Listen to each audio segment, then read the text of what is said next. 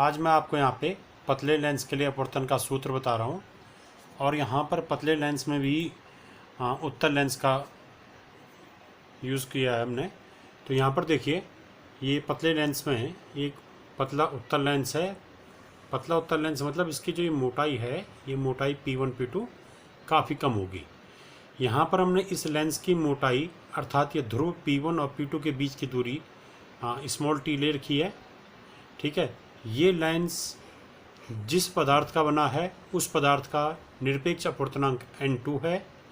इस लेंस के दोनों तरफ, जैसे बाहर लेंस के दोनों तरफ का माध्यम एक समान है इस समय, और ये माध्यम है, इस माध्यम माना ये माध्यम y है या कुछ भी है, तो इस माध्यम का निरपेक्ष अपवर्तनांक N1 है। तो लेंस के दोनों तरफ का जो एक समान माध्यम है उसका निरपेक्ष अपवर्तनांक N1 और लेंस का अपवर्तनांक क्या है, N2 है। अब यहाँ पर ये लेंस की मुख्य अक्ष है x डैश, ये लेंस की मुख्य अक्ष है, और इस मुख्य अक्ष पर एक बिंदुवत वस्तु है O, एक सूक्ष्म वस्तु O रखी है। अब इस वस्तु O का प्रतिबिंब कैसे बनता है, ये देखिए। हम जानते हैं लेंस दो पृष्ठों से, दो पारदर्शी अपवर्तक पृष्ठों से मिलाकर बनाया गया होगा। तो लेंस का ये पहला पृष्ठ है और ये लेंस का दूसरा पृष्ठ है। तो होता क्या है, ये जो बिंदु वस्तु O है, इस O से एक प्रकाश किरण OA दिशा में गई, और ये जो OA प्रकाश किरण है ये प्रथम पृष्ठ से, ये जो पहला पृष्ठ है, इस पृष्ठ से अपवर्तन के पश्चात अंदर मुड़ गई AB दिशा में।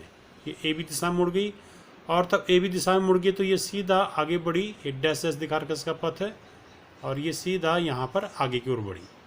ठीक है, ये डैश डैश इसलिए दिखाया है, यहाँ पर ये माना गया कि यहाँ पर अगर सिर्फ पहले पृष्ठ से अगर इसका अपवर्तन होता, इस OA किरण का अपवर्तन अगर सिर्फ पहले पृष्ठ से होता, तो ये किरण AB दिशा में आगे बढ़ती हुई ABI दिशा, I डैश दिशा में आगे बढ़ती।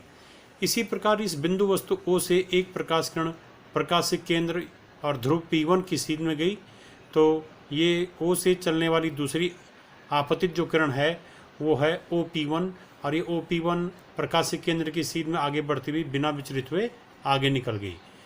तो एक अपवर्तित किरण ये हो गई और एक अपवर्तित किरण डैश डैश वाली हो गई। ये दोनों प्रथम पृष्ठ से अपवर्तित हुई हैं।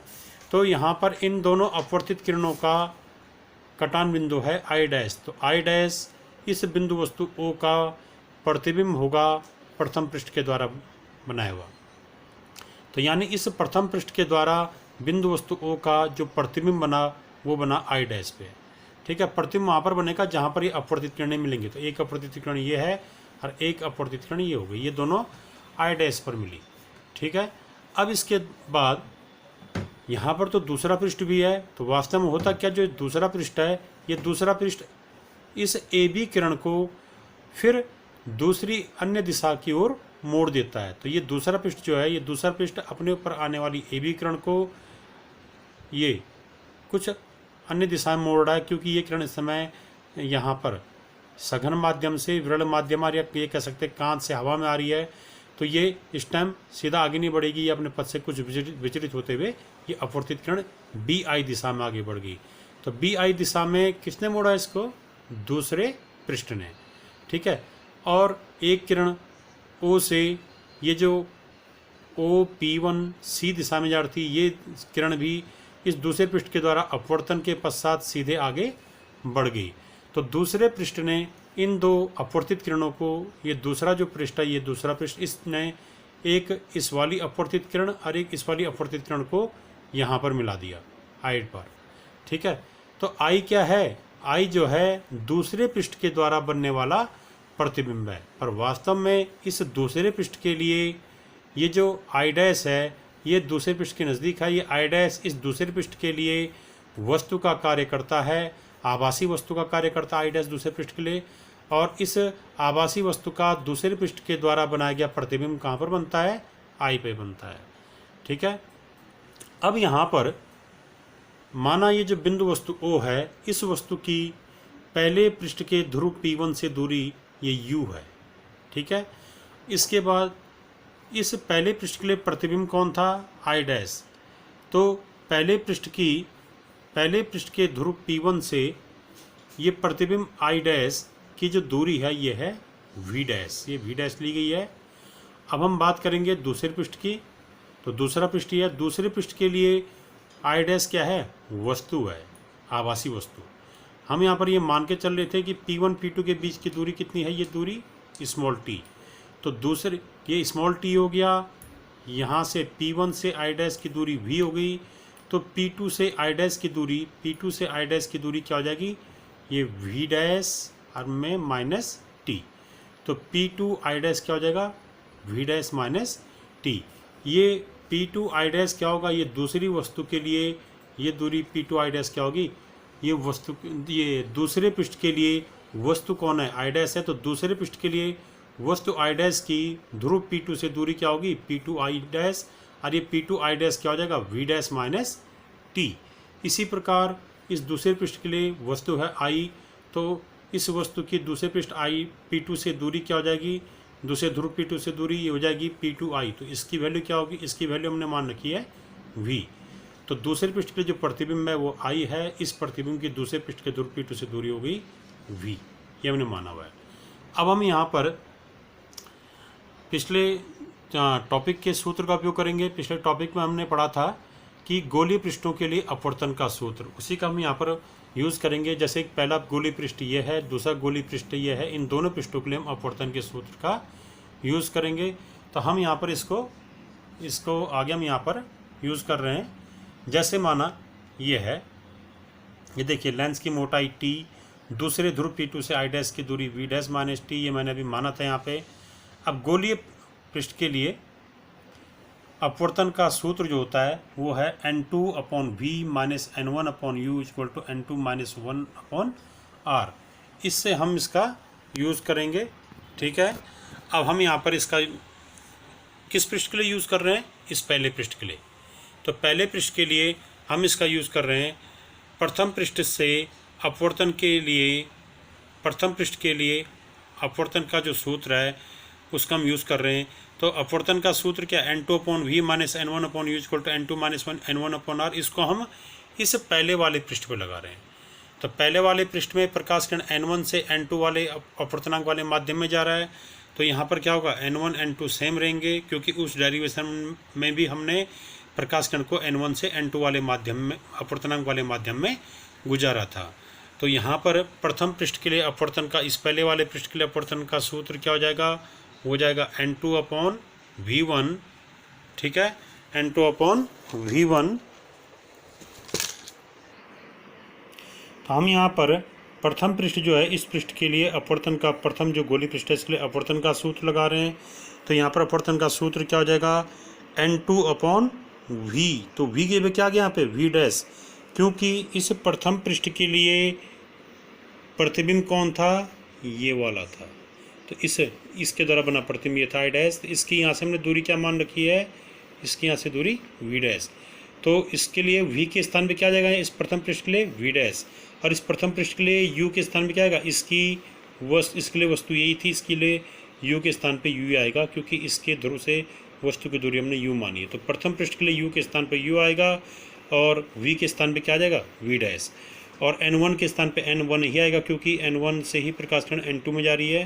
तो N1 के स्थान पे N1 आएगा, N2 के स्थान पे N2 आएगा, क्योंकि दूसरे पृष्ठ का ये इसका अपवर्तनांक क्या है, N2 है। तो दूसरे पृष्ठ के लिए, ये प्रथम पृष्ठ के लिए अपवर्तन का जो सूत्र है वो हो जाएगा N2/V dash minus N1/U equal to N2 minus N1/R। इस वाले सूत्र से जो आपने पहले पढ़ा था, N2/V minus N1/U equal to N2 minus N1/R। यहाँ पर V के स्थान पे प्रथम पृष्ठ के लिए V डैश आ गया, U के स्थान पे U आ गया, N2 के स्थान पे N2 रहेगा, N1 के स्थान पे N1 रहेगा। क्यों, क्योंकि इस वाले सूत्र में भी प्रकाश किरण N1 से N2 अपवर्तनांक वाले माध्यम में जा रही थी, इस वाले में पृष्ठ में भी प्रकाश किरण N1 वाले अपवर्तनांक से N2 वाले अपवर्तनांक वाले माध्यम में जा रही है। R, तो R के स्थान पे यहाँ पर क्या आएगा, R के स्थान पे यहाँ पर आ जाएगा R1, ठीक है, क्योंकि हम ये मान के चल रहे हैं कि यहाँ पर पहला जो पृष्ठ है इसकी वक्रता त्रिज्या R1 और दूसरे पृष्ठ की वक्रता त्रिज्या R2 है, हमने ये माना यहाँ पे। तो यहाँ पर ये जो सूत्र बन गया, ये बन गया N2/V dash minus N1/U equal to N2 minus N1/R1, ठीक है। इसी प्रकार उस समीकरण को हमने नंबर 1 लिख दिया, एक पहले समीकरण बन गया वो। अब वही काम हम दूसरे पृष्ठ के लिए भी करेंगे। दूसरे पृष्ठ के लिए अपवर्तन का जो सूत्र होगा वो क्या होगा, तो दूसरे पृष्ठ के लिए अपवर्तन का सूत्र के लिए ये देखिए, दूसरा पृष्ठ कौन था, ये वाला। इस दूसरे पृष्ठ के लिए अपवर्तन का जब हम सूत्र लगाएंगे तो उस सूत्र में u के स्थान पर क्या आएगा, तो इस दूसरे पृष्ठ के लिए वस्तु कौन थी, ये i डैश। तो इस i डैश की इस दूसरे पृष्ठ से दूरी क्या हो जाएगी, p2 i डैश। तो p2 i डैश की वैल्यू क्या होगी, देखिए यहाँ से लेके यहाँ तक की दूरी t, और टोटल यहाँ से लेके यहाँ तक की दूरी ये v डैश। तो p2 i कितना हो जाएगा, v डैश माइनस t। तो ये p2 i डैश क्या है, इस वस्तु की इस दूसरे पृष्ठ से दूरी, इसके लिए वस्तु ये है। तो यहाँ पर u के स्थान पर आएगा v डैश माइनस t, और ये क्या है, दूसरे पृष्ठ के लिए प्रतिबिंब। तो इस प्रतिबिंब की हमने दूसरे पृष्ठ के ध्रुव p2 से दूरी क्या मानी है, v। तो v के स्थान पे यहाँ दूसरे पृष्ठ के लिए v के स्थान पे v रहेगा, जबकि u के स्थान पे क्या आएगा, v डैश माइनस t। और प्रकाश किरण इस समय n2 से ये n2 से n1 वाले अपवर्तनांक वाले माध्यम में जारी है। तो यहाँ पर जो अपवर्तनांक का सूत्र था, गोलीय पृष्ठ के लिए जो अपवर्तनांक का सूत्र था, उसमें क्या हो जाएगा, उसमें n1 के स्थान पे n1 के स्थान पे n2 और n2 के स्थान पे n1 आ जाएगा। तो अब देखिए यहाँ पे ये जो सूत्र है वो दूसरे पृष्ठ के लिए अपवर्तन के सूत्र में क्या आएगा, तो दूसरे पृष्ठ के लिए अपवर्तन का सूत्र जबकि प्रकाश किरण n2 से n1 में जा रही है। तो यहाँ पर ये हो जाएगा n1 upon v minus n2 upon v dash minus t equals to n1 minus n2 upon r2। ठीक है, r2 क्या है, इस दूसरे पृष्ठ की वक्रता त्रिज्या है। तो सूत्र क्या हो गया, वहाँ n2 के स्थान पे यहाँ क्या आ गया, n1, और उसमें जो n1 था उसके स्थान पे यहाँ क्या आ गया, n2। तो यहाँ n1 सूत्र बन जाएगा n1 upon v minus n2 upon v dash minus t equal to n1 minus n2 upon r2। ठीक है ना, जो ये वाला सूत्र था। इस वाले सूत्र n2 upon v minus n1 upon u equal to n2 minus n1 upon r था। तो उसके स्थान पे यहाँ पर हमने क्या कर दिया, उसके स्थान पर हमने यहाँ पे ये आ गया आपका v के स्थान पे आपका v रहेगा, n2 के स्थान पे आपका n1 आ जाएगा, और n1 के स्थान पे यहाँ पे n2 आ जाएगा। ठीक है, अब देखिए इसमें आगे इन दोनों, इसको समीकरण नंबर 2 डाल दिया। अब इन दोनों समीकरणों को आपस में जोड़ दिया, तो इनको जोड़ने पे क्या आ जाएगा, देखिए पहली समीकरण ये थी, दूसरी समीकरण ये होगी, इनको जोड़िए। तो इसमें ये n2 अपॉन v डैश, ये n2 अपॉन इसको, हाँ एक चीज़ यहाँ पे, ये समीकरण नंबर जो 2 है इसमें v डैश माइनस टी है। तो t क्या है, यहाँ पे नगण्य है। इस t को हम नगण्य मान लेते हैं क्योंकि लेंस बहुत पतला है। तो तब ये समीकरण कन्वर्ट हो जाएगी n1 upon v minus n2 upon v dash equal to n1 minus n2 upon r2। फिर हमने क्या किया, इस वाले पार्ट में इसमें से हमने माइनस कॉमन ले लिया। तो माइनस कॉमन ले, जैसे माना मैं ब्रैकेट में रख रहा हूँ, इसको माइनस कॉमन ले लेंगे तो अंदर के चिन्ह उल्टे हो जाएंगे। ये माइनस कॉमन ले लीजिए, हो गया n2 minus n1 upon r2, और ये आ गया आपका n1 upon v minus n2 upon v dash equal to minus n2 minus n1 upon r2। ये समीकरण नंबर 3 डाल दी। ठीक है, अब जो समीकरण नंबर 1 और समीकरण नंबर 3 था, ये समीकरण नंबर 1 हमारी ये थी n2 upon v dash minus n1 upon u बराबर n2 minus n1 upon r1, ये समीकरण नंबर 1। और ये समीकरण नंबर 3 हमने जोड़ दी, n1 upon v minus n2 upon v dash equal to minus n2 minus n1 upon r2, जोड़ दिया। तो इसमें जोड़ने में क्या हुआ, ये n2 अपॉन v डैश और यहाँ का ये minus n2 upon v dash, ये एक दूसरे को कैंसिल कर देंगे। ठीक है, यहाँ से क्या रहेगा, केवल n1 upon v minus n1 upon u यही बचेंगे, इक्वल्स टू आ जाएगा ये n2 minus n1 upon r1 minus n2 minus n1 upon r2। तब इसमें n2 माइनस n1 भी कॉमन आ जाएगा। तो ये समीकरण नंबर 1 और 3 को जोड़ने पर हमारे पास क्या आ गया, केवल n1 upon v minus n1 upon u equals to n2 minus n1 into, वो कॉमन आ गया था, ब्रैकेट में क्या आएगा 1 upon r1 minus 1 upon r2। अब इनमें ये आपका समीकरण वैसे आ चुका है। इसमें क्या क्या, n1 का भाग देने पे पूरे समीकरण के अंश में n1 का भाग देने पे ये आ जाएगा, n1 का भाग ये दिया तो ये हो जाएगा 1 अपॉन v यहाँ n1 का भाग देते ये हो जाएगा 1/u, और यहाँ n1 का भाग देंगे तो हो जाएगा n2/n1 और ये हो जाएगा 1। तो इस पूरी समीकरण में n1 का भाग देने पे समीकरण कन्वर्ट हो जाएगी, ये बन जाएगी 1/v minus 1/u equal to n2 minus n1 minus 1 into 1/r1 minus 1/r2, और तब ये 1/v minus 1/u equal to हो गया 1n2 minus 1 into 1/r1 minus 1/r2। ठीक है, ये n2/n1 को हमने 1n2 लिख दिया, ये आपने स्नेल के सूत्र में पढ़ा होगा, और इसे हम कहते हैं दूसरे माध्यम का पहले माध्यम के सापेक्ष अपवर्तनांक। दूसरा माध्यम कौन है इस टाइम? लेंस, तो यानी लेंस का पहले माध्यम के सापेक्ष अपवर्तनांक। ठीक है, अब इसमें हम कुछ कंडीशन लगा रहे हैं। एक्चुअल में क्या होता है, जब ये जो लेंस है, इस लेंस के जब दोनों तरफ का माध्यम एक समान होता है तो उस समय इस लेंस की जो फोकस दूरियां होती हैं F1 F2, ये आपस में क्या होती हैं? बराबर होती हैं और एक दूसरे के विपरीत होती हैं। यानी अगर लेंस की प्रथम फोकस दूरी इधर की ओर है और प्रथम फोकस बिंदु इधर दाईं ओर है, तो लेंस का द्वितीय फोकस कहाँ होगा? इधर होगा दाईं ओर, और लेंस का प्रथम फोकस बाईं ओर होगा। एक दूसरे के विपरीत तरफ होते हैं ये। ठीक है, अब यहाँ पर हमने वही कंडीशन लगा दी, द्वितीय फोकस यदि की कंडीशन, यदि वह द्वितीय फोकस में क्या होता है कि द्वितीय फोकस में प्रकाश किरणें अनंत से आती हैं कि अनंत से, यदि मुख्य अक्ष के समांतर प्रकाश किरणें आ रही हैं तो वो द्वितीय फोकस पर मिलती हैं।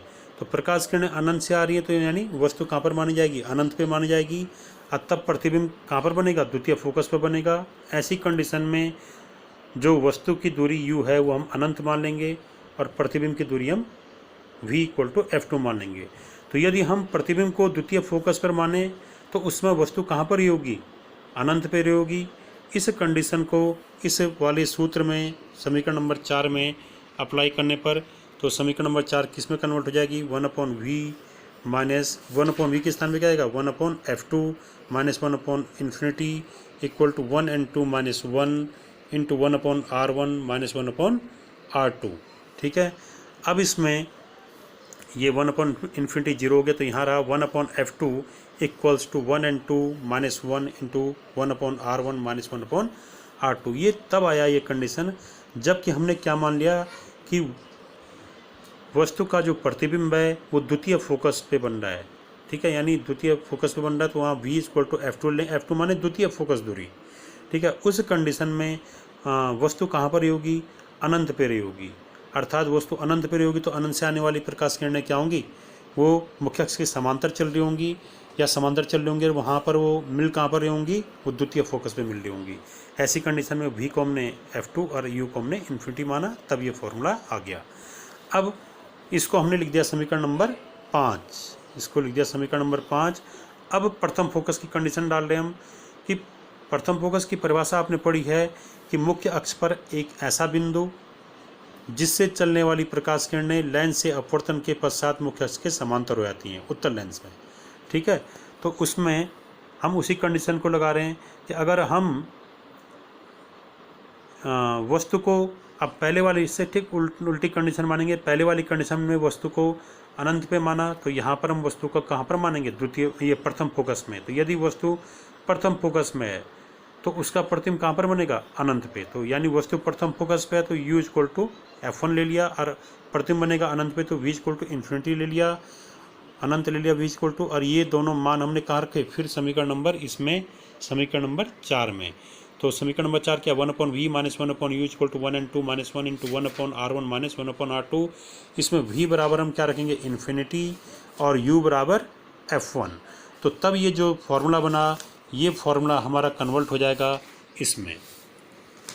ये जो फॉर्मूला है हमारा 1/v के स्थान पे क्या रख गया? 1/∞। तो ये 1/∞ माइनस 1/u के स्थान पे क्या रख दिया? 1/F1। u के स्थान पे F1 रख दिया, इक्वल टू बाकी वही रहेगा 1n2 माइनस 1 इंटू ये 1/r1 माइनस 1/r2। तो प्रथम फोकस वाली कंडीशन में यह फॉर्मूला हमारे पास आ गया 1/∞ minus 1/F1 equal to 1n2 minus 1 into 1/r1 minus 1/r2। और तब ये वाला पार्ट 0 हो गया, और यहाँ पर आ गया हमारे पास कि -1/f1 equal to 1n2 -1 into 1/r1 -1/r2। फिर ये माइनस को बदल लेंगे तो ये आ गया 1/f1 इक्वल टू, ये इधर आ गया माइनस, तो जब -1n2 -1 इंटू 1/r1 -1/r2, इसको हमने इक्वेशन नंबर या समीकरण नंबर 6 डाल दिया। अब समीकरण नंबर 5 और 6 की तुलना करेंगे।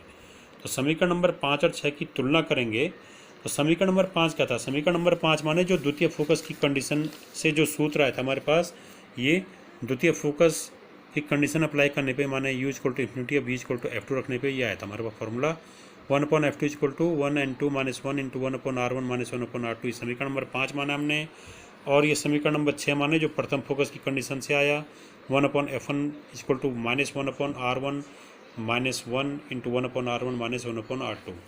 इन दोनों को अगर हम देखें गौर से तो यहाँ पर ये देखिए समीकरण नंबर 5 और ये समीकरण नंबर 6, इसमें इसके जो दाएं पक्ष हैं दोनों के आपस में बराबर हैं, सिर्फ ऋण चिन्ह का अंतर है। तो यानी अगर हम इनको ये समीकरण नंबर 5 में समीकरण नंबर 6 का भाग दें तो ये आ जाएगा क्या, f1 इक्वल्स टू या f2 equals to minus of f1।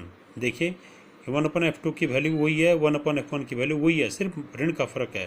तो यानी 1/f2 इक्वल टू क्या आएगा, माइनस ऑफ 1/f1 क्रॉस ये आ गया, और इनको क्रॉस मल्टीप्लाई करने पे f2 equal to minus f1। f2 माने द्वितीय फोकस दूरी, f1 माने प्रथम फोकस दूरी। तो जब लेंस के दोनों तरफ का माध्यम एक समान है तब उस समय उसकी दोनों फोकस दूरियां आपस में बराबर होती हैं। और ऋण चिन्ह यहाँ पर ये शो कर रहा है कि ये दूरियां लेंस के फिर विपरीत ओर होती हैं। अगर लेंस के प्रथम फोकस बिंदु लेंस के बाईं ओर है तो द्वितीय फोकस बिंदु लेंस के दाईं तरफ होगा। यही यहाँ पर ऋण चिन्ह शो कर रहा है। ठीक है, यदि लेंस के दोनों तरफ का माध्यम एक समान हो तब लेंस की फोकस दूरियां परिमाण में बराबर एवं लेंस के विपरीत ओर होती हैं, जो कि अभी बताया आपको। अब लेंस की जो फोकस दूरी है, हम कहते हैं लेंस की फोकस दूरी, तो लेंस की फोकस दूरी का मतलब होता है द्वितीय फोकस दूरी। तो लेंस की फोकस दूरी से मतलब द्वितीय फोकस दूरी से f2 से है। द्वितीय फोकस दूरी f2 को हम यहाँ पर f लिख दे रहे हैं।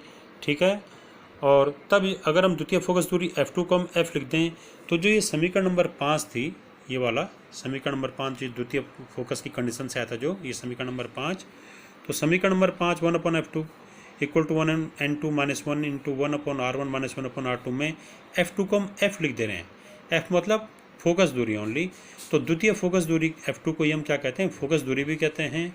ठीक है, तो 1/f2 के स्थान 1/f रख दिया तो ये सूत्र बन जाएगा उस समय 1/f। समीकरण नंबर 5 से है, ये समीकरण नंबर 5 से 1/f2 को 1/f लिख दिया तो ये आ जाएगा 1/f equals to 1n2 -1 into 1/r1 -1/r2। ठीक है, ये द्वितीय फोकस वाली कंडीशन से जो आया था उसमें f2 के स्थान पे f रख दिया। ठीक, अब हमारे पास हमने अभी समीकरण नंबर जो 4 पढ़ी थी कि 1/v -1/u equal to 1n2 -1 into 1/r1 -1/r2। ये 1/v -1/u equal to 1n2 -1 into 1/r1 -1/r2, ये समीकरण नंबर 4 आई थी हमारी। ठीक है, जिसके बाद हमने द्वितीय फोकस और प्रथम फोकस की कंडीशन अप्लाई की थी। तो ये यहाँ पर जो समीकरण नंबर यहाँ पे 4 है, इस समीकरण नंबर 4 का दायां पक्ष और जो ये हमारा अभी आया ये 1/f वाला, इसका भी दायां पक्ष, ये दाएं पक्ष आपस में बराबर हैं। देखिए समीकरण नंबर 4 में भी दाईं तरफ 1n2 -1 इंटू 1/r1 -1/r2, और समीकरण नंबर इसमें 8 में भी ये वाले में यहाँ भी दाएं पक्ष सेम वही है। तो जब इन दोनों समीकरण नंबर 4 और समीकरण नंबर 8 के दाएं पक्ष आपस में क्या हैं, बराबर हैं, तो इनके बाएं पक्ष भी आपस में बराबर होंगे। इसका बाएं पक्ष क्या है, 1/v -1/u इक्वल्स टू यहाँ जाएगा 1/f। ठीक है, ये हो जाएगा। देखिए समीकरण नंबर 4 का दाएं पक्ष 1/v -1/u और समीकरण नंबर 8 का दाएं पक्ष 1/f, ये आपस में बराबर होंगे क्योंकि इनके बाएं पक्ष आपस में बराबर हैं। तो हमने समीकरण नंबर 4 और 8 की तुलना की तो हमारे पास आ गया 1/v -1/u equal to 1/f। ठीक है, यहाँ पर एक ध्यान देने वाली बात है, जो हमने ये निकाला 1/f equal to 1n2 -1 into bracket में 1/r1 -1/r2 समीकरण नंबर 8, ये जो है लेंस मेकर्स फॉर्मूला कहलाता है। इसमें जो ये एफ है ये लेंस की फोकस दूरी है। एन क्या है, द्वितीय माध्यम का पहले माध्यम के सापेक्ष अपवर्तनांक। द्वितीय माध्यम मतलब लेंस है, यानी लेंस के माध्यम का पहले माध्यम के सापेक्ष अपवर्तनांक। अगर पहला माध्यम y है तो ये हो जाएगा लेंस का y के सापेक्ष अपवर्तनांक या लेंस का निरपेक्ष अपवर्तनांक भी कह सकते हैं 1 और 2 को। ठीक है, R1 R2 इसके लेंस की प्रथम और द्वितीय वक्रता त्रिज्याएं हैं। एफ लेंस की मुख्य फोकस दूरी है। तो इस जो ये सूत्र है इससे हम लेंस की फोकस दूरी को ज्ञात कर सकते हैं। यहाँ से हमें पता चल रहा है कि लेंस की फोकस दूरी एक तो लेंस के अपवर्तनांक 1 और 2 पे डिपेंड करती है, अपवर्तनांक पे, और ये एफ और किस पे डिपेंड करता है, लेंस की वक्रता त्रिज्याओं पे। तो अगला जो हम टॉपिक पढ़ेंगे हम वही पढ़ेंगे कि जो ये अपवर्तनांक है, लेंस का अपवर्तनांक, इस पर जो है फोकस दूरी किस प्रकार से निर्भर करती है, या लेंस की जो वक्रता त्रिज्याएं R1 R2 इस पर ये फोकस दूरी कैसे डिपेंड करती है। और जो हमने अभी ये निकाला वो समीकरण नंबर 4 8 की तुलना करने पे 1/v minus 1/v equal to 1/f, ये जो है पतले लेंस के लिए फोकस दूरी का सूत्र है v, u और f के रूप में। ये आप कक्षा 10 में भी पढ़ चुके हैं। और ये भी आपको बताया समीकरण नंबर 8 जो है लेंस मेकर्स फॉर्मूला कहलाता है। एग्जाम के पॉइंट ऑफ व्यू से इम्पॉर्टेंट है। इन पे न्यूमेरिकल भी आते हैं। समीकरण नंबर 8 पे कई बार न्यूमेरिकल आया है, इसको तैयार कर लें। Thank you.